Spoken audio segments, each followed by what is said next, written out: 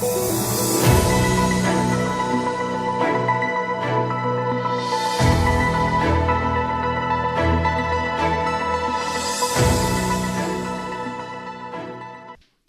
नमस्कार। इस विशेष कार्यक्रम के साथ मैं विकल्प शुक्ला। श्रोताओं, भारत ने वर्ष 2025 में ऐसी सांस्कृतिक ऊर्जा के साथ प्रवेश किया जो पिछले एक दशक से लगातार मजबूत हो रही थी। लेकिन इस वर्ष जिस आत्मविश्वास और व्यापक स्तर पर भारत ने अपनी सभ्यतागत पहचान को दुनिया के सामने रखा, उसने सभी को चकित कर दिया। श्रोताओं, पवित्र स्थलों की मान्यता से लेकर वैश्विक संस्थाओं द्वारा भारतीय परंपराओं को स्वीकार किए जाने तक वर्ष 2025 वह साल बन गया जब संस्कृति हाशिए से निकलकर राष्ट्रीय पहचान के केंद्र में आ गई। श्रोताओं, आज इस विषय पर चर्चा के लिए हमारे साथ हैं छत्तीसगढ़ राज्य साहित्य अकादमी के अध्यक्ष श्री शशांक शर्मा जी। शशांक जी, आकाशवाणी समाचार के इस कार्यक्रम में हम आपका हार्दिक स्वागत करते हैं। विकल जी नमस्कार, श्रोताओं को भी नमस्कार। जैसा अभी हम अपने इस कार्यक्रम के परिचय में बता रहे थे कि वर्ष 2025 में भारत ने विश्व के सांस्कृतिक पटल पर अपनी पहचान और मजबूत की है। साथ ही देश में भी इस वर्ष अनेक ऐसे पल आए जब लोगों ने अपनी संस्कृति पर गर्व महसूस किया है। इस बारे में आपके क्या विचार हैं? विकल्प जी, ऐसा है कि भारत की एक सांस्कृतिक या धार्मिक और आध्यात्मिक जो पहचान है जी, वो विश्व में ही बहुत अलग मान्यता रखती है जी। हम देखते हैं कि शताब्दियों से लोग धर्म अध्यात्म का एक तरह से अध्ययन करने, मुआयना करने भारत हमेशा आते रहे हैं जी। वो बौद्ध काल से हम देखते हैं। लेकिन विगत कुछ वर्षों से या दशकों से या एक शताब्दी से जो लगातार हम गुलाम रहे, एक परतंत्रता की जो बेड़ियां हमारे अंदर रही हैं जी, तो सांस्कृतिक दृष्टि से, धर्म अध्यात्म की दृष्टि से उस तरह की भावना धीरे धीरे लुप्त होती जा रही थी जी। वो भावना मुझे लगता है कि दुनिया में, और ऐसा मुझे इसलिए भी लगता है क्योंकि जब आपकी जो आर्थिक और सामरिक और एक कूटनीतिक ताकत आपकी जब बनती है जी, तो दुनिया आपके सांस्कृतिक, धार्मिक और आध्यात्मिक पहलुओं पर भी गौर करना प्रारंभ करता है जी। तो मुझे उस दृष्टि से लगता है कि आप चाहे भारत के अंदर में देखें, इस साल जो कुंभ का मेला था, दुनिया के एक अद्भुत समागम होता है जी, कहीं कोई चिट्ठी पत्री, कोई विज्ञापन नहीं होता, लेकिन करोड़ों लोग जी, प्रयागराज में हो, चाहे हरिद्वार में हो, नासिक में हो या उज्जैन में हो। जी। इस साल प्रयागराज में जो एक ऐतिहासिक आयोजन हुआ है जिसमें 66 करोड़ जी से अधिक श्रद्धालु जाकर डुबकी लगाया जी, और बिना किसी अव्यवस्था के, तो मुझे लगता है कि ये 2025 के लिए स्वर्णिम अक्षरों में लिखा जाने वाला एक भारतीय, और दुनिया भर के लोग आए जी, दुनिया भर के लोग पहले भी आते थे, लेकिन इस बार कुछ संख्या अधिक रही, उनकी उत्सुकता अधिक रही जी।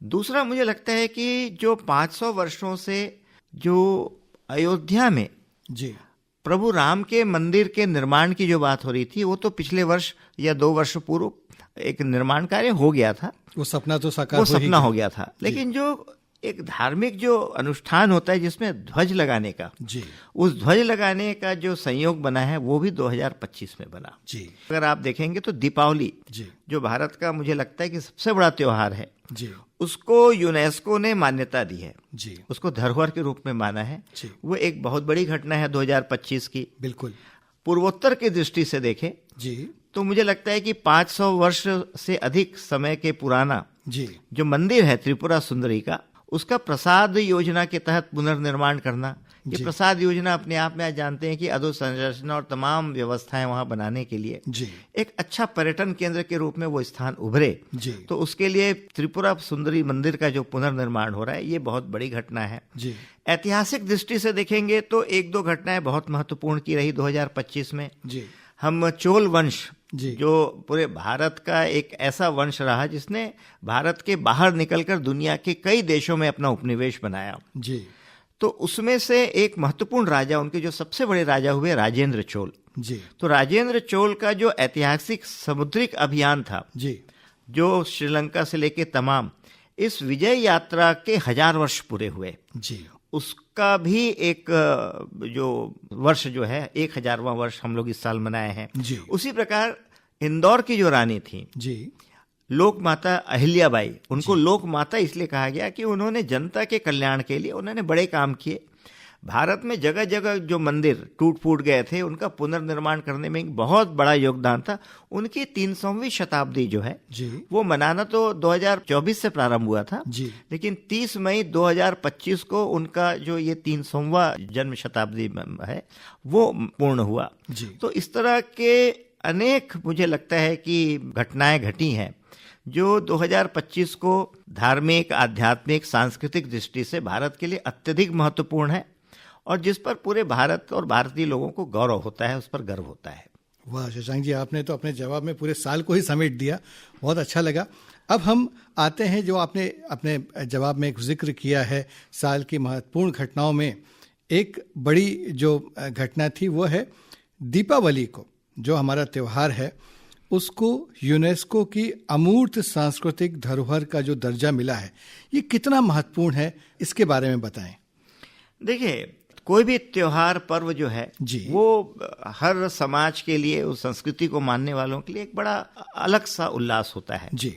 लेकिन ये उल्लास केवल वही व्यक्ति और उसी समाज के बीच नहीं रह जाता जी उसकी अपनी एक ऐतिहासिक उसकी पृष्ठभूमि होती है जी और उसकी मान्यताएं होती हैं जी।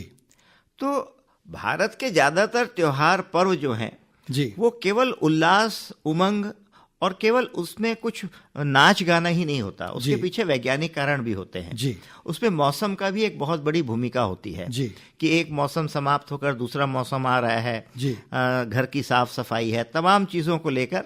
तो उसमें प्रभु राम से भी जुड़ा हुआ वो विषय है जी। वो जैन धर्म से भी जुड़ा हुआ विषय है जी। इस तरह के दिवाली भारत का सबसे बड़ा त्योहार है जी और केवल भारत में नहीं, दुनिया भर में जो भारतीय होते हैं जी वो कम से कम दिवाली को तो मनाते ही जी। हैं। और मैं ऐसा भी मानता हूं जी। कि संस्कृति एक सभ्यता और एक देश की सीमा से परे होकर भी दूसरी सभ्यता और सीमा में जाकर उसका उत्साह बनाती है। बहुत बढ़िया। तो आप अमेरिका जाइए या यूरोप जाइए, दिवाली के दिन वहां पर न केवल भारतीय, जी आसपास के लोग भी दिवाली को अपने त्योहार, अपने देश के त्योहार, अपनी संस्कृति के त्योहार के रूप में मनाते हैं। जी बिल्कुल। तो निश्चित तौर पर यूनेस्को को ये लगा होगा कि ये भी एक अमूर्त धरोहर है जी और जिस तरह से हर चीज में परिवर्तन आ रहा है डिजिटल युग में, जी तो उसमें ये जो धरोहर के रूप में जो मनाया जाएगा, जी। तो मुझे लगता है कि ये एक वैश्विक त्योहार के रूप में हमको देखने को मिलेगी दिवाली।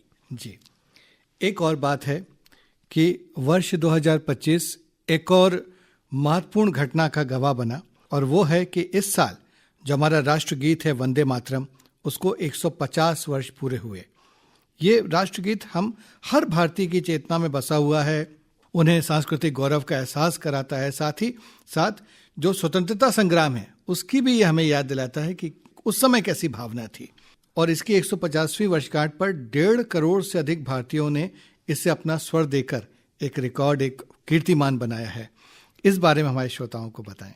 विकल्प जी, देखिए, जब भारत के अंदर में अंग्रेजों का शासन था जी और हमारे जो वीर नायक हुए जी उन्होंने उस परतंत्रता से बाहर निकलने के लिए लगातार प्रयास करते रहे और वो 17वीं शताब्दी से ही शुरू हो चुका था। जी एक बहुत बड़ा संघर्ष 1857 में देखने को मिला जो लगभग पूरे देश में हुआ, जी लेकिन वह किन्हीं कारणों से वो सफल नहीं हो पाया। जी उसके बाद जो देश में एक हताशा का माहौल था, जी उसके बाद जिस प्रकार से अंग्रेजों ने भारत के अंदर में एक सामाजिक विद्वेष, भारत के सामाजिक, सांस्कृतिक, धर्म, अध्यात्म, इनको कुचलने, अपने जो भाषा है, अपने संस्कृति है, सबको भारत के ऊपर में जो थोपने का उन्होंने प्रयास किया था, जी उससे कहीं ना कहीं पूरा भारत समाज उद्वेलित था। जी तो उनको कुछ समझ में नहीं आ रहा था। ये वही समय है जब भारत के इस जो विरासत है, हमारी संस्कृति है, उसका जो बुरा हाल था उसको देखकर लोग व्यथित थे। जी। यही वो समय था जब दयानंद सरस्वती ने आर्य समाज की स्थापना की थी। जी। यही वो समय था जब ब्रह्म समाज और तमाम लोगों ने यहाँ पर ज्योतिबा फुले से लेकर सैयद अहमद खान से लेकर सब लोगों ने सांस्कृतिक, धार्मिक, आध्यात्मिक क्षेत्र में कुछ ना कुछ प्रयोग शुरू किया था। जी। तो भारतीय जो जनमानस है उसको उस निराशा के भाव से बाहर निकालने के लिए बंकिम चंद्र चटर्जी ने जो वंदे मातरम गीत की रचना की, कुछ पंक्तियों के गीत से क्या प्रभाव, साहित्य की जो ऊर्जा होती है, उसकी शक्ति होती है, ये आपको वंदे मातरम से शब्दों का जो प्रभाव होता है, कुछ शब्दों का प्रभाव है कि भारत का युवा जो है उसमें इस तरह से रमा उनको अपने देश, अपनी मातृभूमि भारत माता के प्रति जो उनका एक भाव प्रकट हुआ, वो भाव देखते देखते देखते एक भारतीय को दूसरे भारतीय से जोड़ता रहा। वो वंदे मातरम जो पहले संस्कृत और बांग्ला में मिक्स करके उस गीत को लिखा गया था, वो कैसे वो मराठी में, पंजाबी में, तमिल में, कन्नड़ में, मलयाली में, हर भाषा में उसका अनुवाद होता चला गया और पूरे देश का एक गीत बनकर उभरा। उस समय का वो राष्ट्रगीत था। वो एक ऐसा गीत था जिसमें लोगों ने हंसते हंसते लाठियां खाई, गोलियां खाई और जिनको फांसी की सजा होती थी वो वंदे मातरम कहते हुए फंदे को चूमकर फांसी पर झूल जाया करते थे। तो ये जो ऊर्जा देने के काम इस गीत ने किया था, उसकी 150वीं अगर हम जयंती की बात करें, और हम जब बात करते हैं कि 2047 में भारत को एक विकसित राष्ट्र बनाना है, ये केवल शासकीय प्रयोजन नहीं हो सकता। इसमें जो सबसे बड़ा डेमोग्राफिक डिविडेंड के रूप में हम युवाओं को देखते हैं कि हमारे देश की औसत आयु जो है वो 32 वर्ष है, 33 वर्ष है। इस युवा को वापस जागृत करने के लिए एक अच्छा अवसर वंदे मातरम की 150वीं जयंती ने दे दिया है और इसीलिए भारत की सरकार ने भी ये प्रयास किया कि इसको हर व्यक्ति तक पहुंचाएं, किसी रूप में इसके अर्थ को समझाएं। हम तो इसको राष्ट्रगीत के रूप में केवल एक छंद ही हम इसका गाते थे, लेकिन इसके तीनों छंद जिसमें कोई धार्मिकता नहीं है, केवल भारत माता का ही गुणगान है उसमें, उसको लेकर हम भारत के युवाओं को कैसा जागृत कर सकते हैं। वंदे मातरम है, उससे हम समाज को कितना जागृत करते हैं, देश के प्रति हम कैसे एक ऐसा वातावरण तैयार कर सकते हैं कि हर व्यक्ति मिलकर जो स्वदेशी की बात हो, आत्मनिर्भरता की बात हो और भारत को 2047 तक विकसित भारत बनाने की जो एक यात्रा चल पड़ी है, इसमें जोश के साथ इस गीत को फिर से एक बार लेकर हम जिस प्रकार स्वतंत्रता प्राप्त की, उस स्वतंत्र भारत को एक विकसित भारत बनाने की दिशा में वंदे मातरम की क्या भूमिका हो सकती है, मुझे लगता है उसकी दृष्टि से 2025 का वर्ष 150वीं जयंती वंदे मातरम की एक बहुत बड़ी भूमिका निभाने वाला है। जी बिल्कुल। शशांक जी, प्रधानमंत्री नरेंद्र मोदी ने ज्ञानम भारतम पहल की शुरुआत की है, इसका उद्देश्य क्या है, इसके बारे में हमारे श्रोताओं को बताएं। विकल्प जी, ऐसा है कि भारत के अंदर में हमारे यहाँ लिखने की जो परंपरा थी और ताड़पत्र में लिखते थे, कागज तो उस समय उपलब्ध नहीं था। बिल्कुल। तो ऐसी लिखी हुई लाखों करोड़ों की संख्या में पांडुलिपियां हैं। आपको जानकर बहुत आश्चर्य होगा कि छत्तीसगढ़ के श्रोता हमसे जुड़े हुए हैं कि छत्तीसगढ़ में जो संस्कृत महाविद्यालय है, छत्तीसगढ़ के संस्कृत महाविद्यालय रायपुर में जो लाल कपड़ों से बंधे हुए न जाने कितनी पांडुलिपियां हैं ताड़पत्र में लिखे हुए, जो यहाँ रखे हुए हैं, उनको कोई देखता तक नहीं है।